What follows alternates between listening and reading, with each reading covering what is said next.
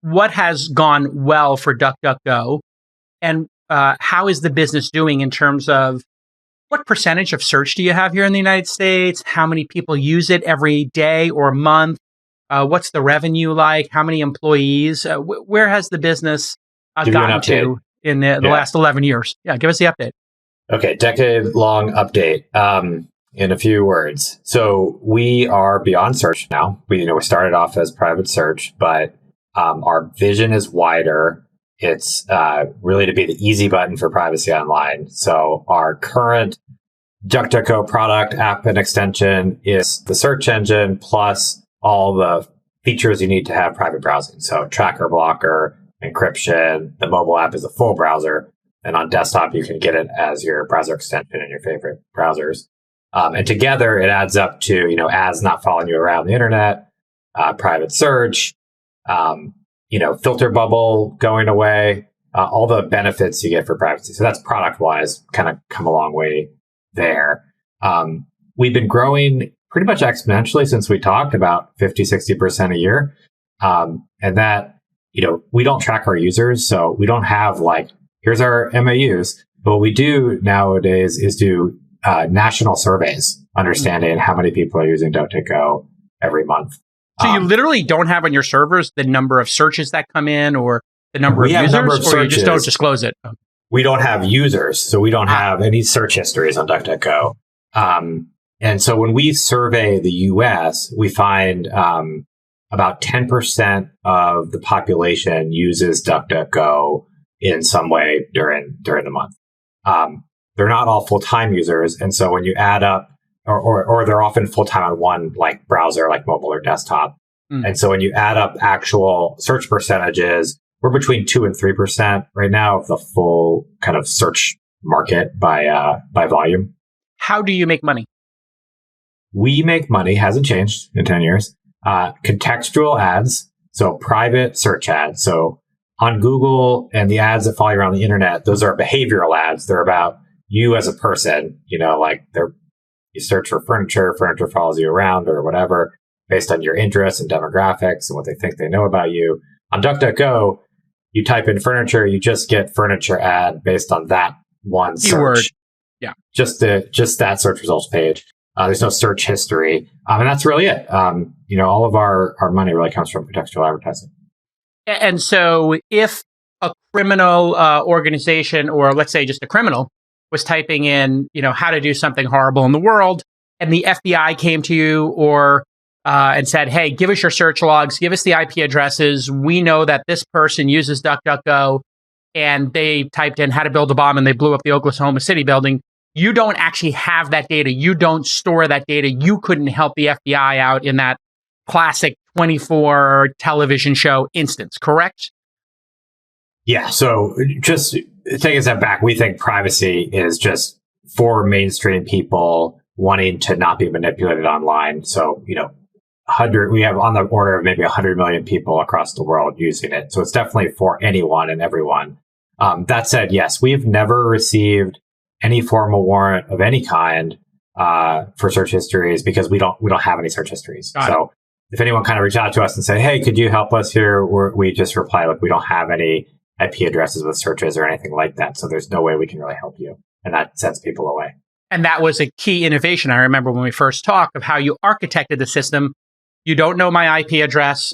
If I type in an adult search, if I type in I have cancer, if I type in I have depression, there's no way for you to know that this person, Jane Doe, John Doe, has depression or was, considering suicide, whatever it is. Those IP addresses are not there. The searches are not saved.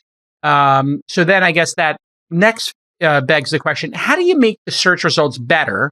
Because Google's claim has always been, hey, we get that data and we can tailor your searches. And to a certain extent, that is true. When I do a search on Google, they know that I've searched for certain things before. They're going to surface them higher. They know that whatever, if I'm into poker and I type in a certain poker term, maybe they'll customize that to me, right? They obviously know my location, which I think, do you know people's location as well? Because that's an important vector. Yeah. So first of all, we've come a long way in search, and our search is used by mainstream people as all the results you need. We think the quality is on par, and partly that's because most of what people think they need from personalization is really just localization, like you said at the end, just like local results, local weather, local restaurants, that kind of stuff. We can do that in the same exact way. Like your location gets sent across automatically when you use the internet, and we just don't save any history of that or really save the location at all. But we can use it in that one search to give you the information you need.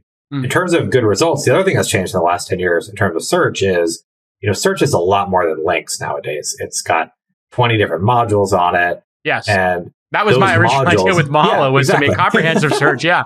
I got there, just couldn't figure out the model. And each of those modules now are big companies have vertical great data sources there. Like say Tripadvisor and Local and Yelp, that kind of thing.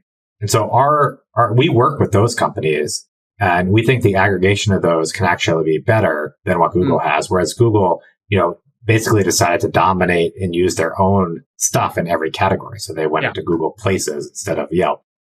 So if I type in ramen near me, I will see results that come. I'll see Apple Maps is your default maps partner, I guess.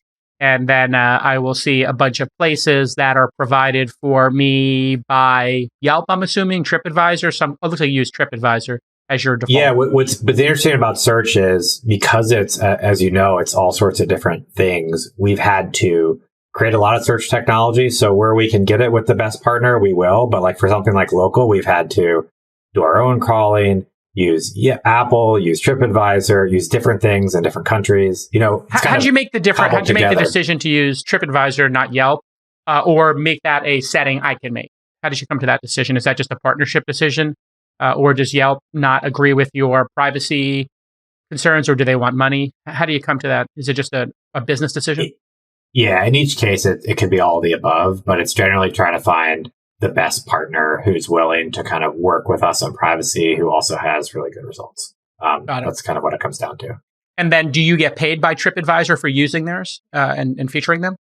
Each vertical is kind of different. I mean, the Local is different from sports or movies. And because of the way the data is, and if it's a monopoly in that situation, all the dynamics can change. But generally, we have a lot of people coming to DuckDuckGo. So it's, brands want to work with us because we're showcasing their content. Got it. So all things being equal, if TripAdvisor pays you more than Yelp, that's a revenue stream for you. It could be. Our revenue mainly comes from the regular contextual ads. We're on these type of partnerships, we're focused on result quality. So we're generally focused on making DuckDuckGo a good search engine. Before we get into the ad, I